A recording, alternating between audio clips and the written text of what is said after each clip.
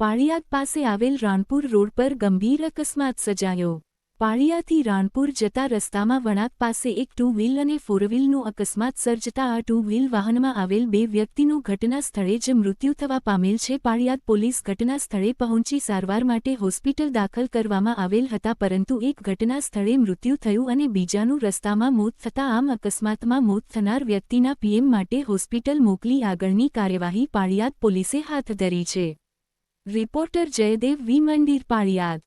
મયુરભાઈ પટેલે ફોન કર્યો કે સાહેબનો ફોન આવ્યો, 78 નંબર વાળો કોનો છે? કંજરિયા સાહેબનો છે। હા, કંજરિયા સાહેબનો ફોન। તો પણ તમે 5 મિનિટ કહો છો તો અડધી કલાક થઈ, હવે કઈ વાર હોય કે નહીં? તમને અમે નથી કહેતા, તમને બ્લેમ નથી કરતા જરાય। જેની ડ્યુટી છે એને આમ કેવી? હા, એને દિને ફોન કરે છે, એ પૂછે છે।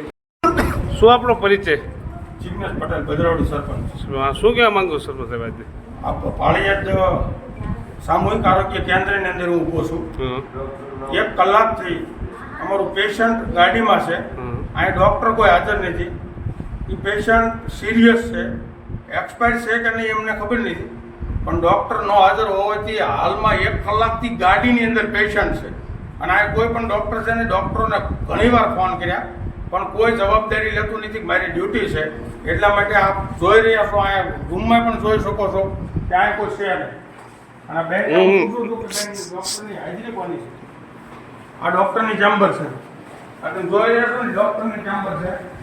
1 કલાકથી 200 લોકો બહાર પાછળ ઊભા છે, એક્સિડન્ટ કેસ લઈને આવ્યા છે અને 200 લોકો ઊભા છે। આ ચેમ્બરની અંદર ડૉક્ટર હાજર નથી અને ડૉક્ટરની ચેમ્બરમાં જ હાજર નથી તો એવું નથી, પણ આખા હોસ્પિટલની અંદર ડૉક્ટર કોઈ હાજર નથી।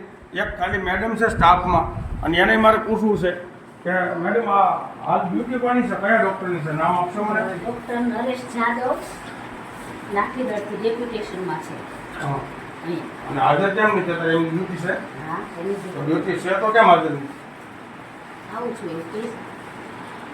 પણ 1 કલાકનો ટાઈમ થયો ને, કલાકના ટાઈમથી તમે રહીએ છીએ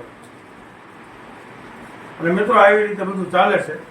લોકોને સરકારી દવાખાનું ખાલી પીએમ કરવામાં કાયમ નથી આવતું।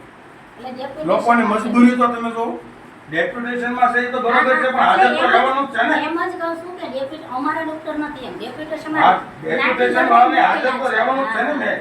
હવે કોઈ હાજર જ નહીં હોય ને બહાના બતાવશે બધા સરકારી કર્મચારી, તો આ બધા લોકોનું શું થાય છે? 200 લોકો બહાર ઊભા છે। 1 કલાક થઈ ગઈ, 1 કલાકથી ગાડીમાં પેશન્ટ મારું ઊભું છે, કોઈ ડિક્લેરેશન નથી કરતું કે આ પેશન્ટ ડેડ છે કે જીવિત છે એમ।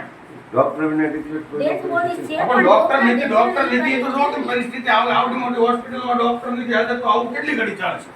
રિપેર નહીં કર્યો હતો, બાકી ડેથ એટલે મારી બધાને વિનંતી, સરકારી કર્મચારી અને કલેક્ટર સાહેબને, બોટાદ કલેક્ટર સાહેબને વિનંતી કે આ વાતને સિરિયસ